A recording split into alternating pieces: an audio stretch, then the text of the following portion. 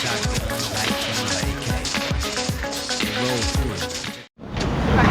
sommes le vendredi 3 novembre. Nous sommes à l'Apple Store mythique d'Opéra Paris. Ouais, joyeux anniversaire! Happy birthday to you. Happy birthday to you. Happy birthday. 10 ans d'évasion fiscale. Happy birthday to you. Happy birthday to you. Happy birthday. On est là pour, comme ça a été dit, pour fêter l'anniversaire d'Apple, mais pour fêter l'anniversaire des 10 ans d'évasion fiscale fait par cette multinationale, je rappelle, qui est la plus grande multinationale au niveau de la capitalisation avec 830 milliards de dollars au niveau international.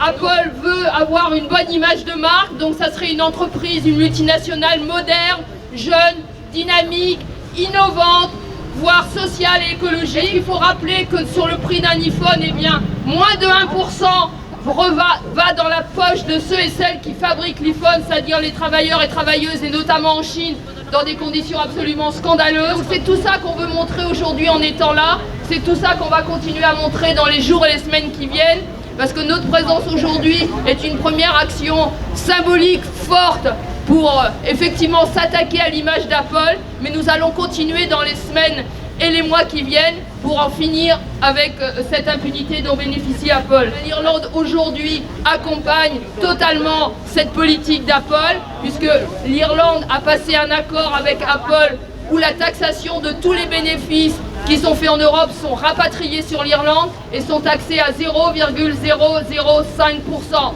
C'est vous dire que, évidemment, il n'y a pas de secret. Quand on a 230 milliards d'euros dans les paradis fiscaux, eh bien, effectivement, il y a forcément quelque part de l'impunité fiscale. Bon anniversaire Apple et mauvais anniversaire à l'évasion fiscale. Et on continue. Oui, 10 ans d'évasion fiscale. Wouh, 10 ans d'évasion fiscale. Apple, maintenant, faites des impôts. Merci. On va faire sa fête à Apple et du coup, je propose qu'on lance tout de suite l'instru.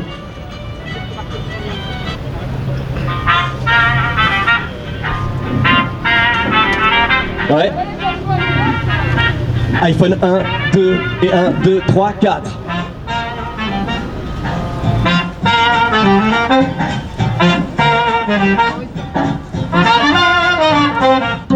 Si j'avais opté pour l'iPhone 5, si j'étais l'un de ces crétins, pardon car t'en es peut-être un.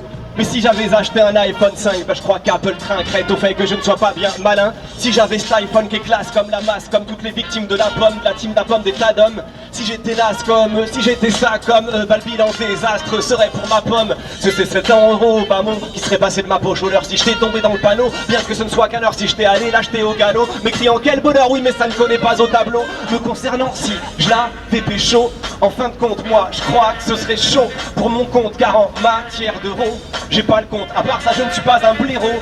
Et ça la la la la la la la la la la la la la. Merci beaucoup. Apple paye des amendes. Apple paye des impôts. Apple paye des amendes.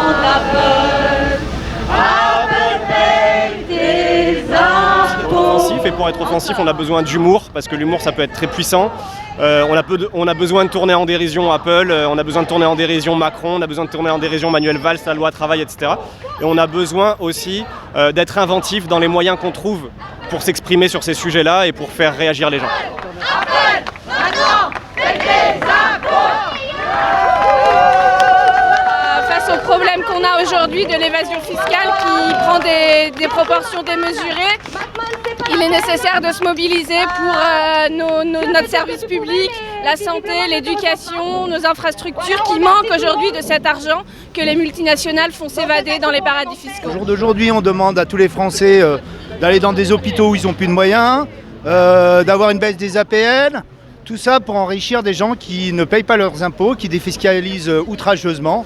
Et ça, effectivement, je pense que c'est bien de le noter, que tous les Français en prennent conscience. Tout ce qu'on veut simplement, c'est montrer la face cachée d'Apple, c'est-à-dire vraiment aller au-delà de cette image sexy glam, dire oui, bon bah Apple, pourquoi pas, ce sont des beaux produits, ils sont utiles, c'est une révolution puisque c'est le leader, c'est lui qui a créé le smartphone, mais qu'il fasse un smartphone responsable alors. J'aime bien le ton que prend Attaque, c'est toujours bon enfant, c'est toujours non violent, c'est toujours assez pédagogique en fait. On parle beaucoup de pédagogie, tu sais, aujourd'hui on comprend pas, on serait énervé parce qu'on comprend pas assez les différentes réformes libérales, mais on comprend bien. Nous aussi on peut faire preuve de pédagogie en expliquant pourquoi on refuse la façon dont s'organise le commerce d'Apple. Et effectivement je pense que ça touche pas mal de gens de voir qu'on peut se révolter calmement, sereinement. Je pense que c'est une bonne manière de parler aux gens en fait, sans être dans la culpabilisation qu'on peut voir parfois. Je pense que les gens ils peuvent aimer voir des choses drôles et les associer à des messages qui peuvent retenir du coup plus facilement. Joyeux, plus on est serein, plus on leur montre qu'on fait ça pour dire les choses sans agression, sans juger, mais en même temps avec un scénario, un concept, un visuel pour que le message passe. Les gens savaient tout ce qu'on pouvait faire avec ces milliards récupérés à Apple et ailleurs. Franchement, ils seraient avec nous. Et des anniversaires comme ça, on en fêterait tous les jours.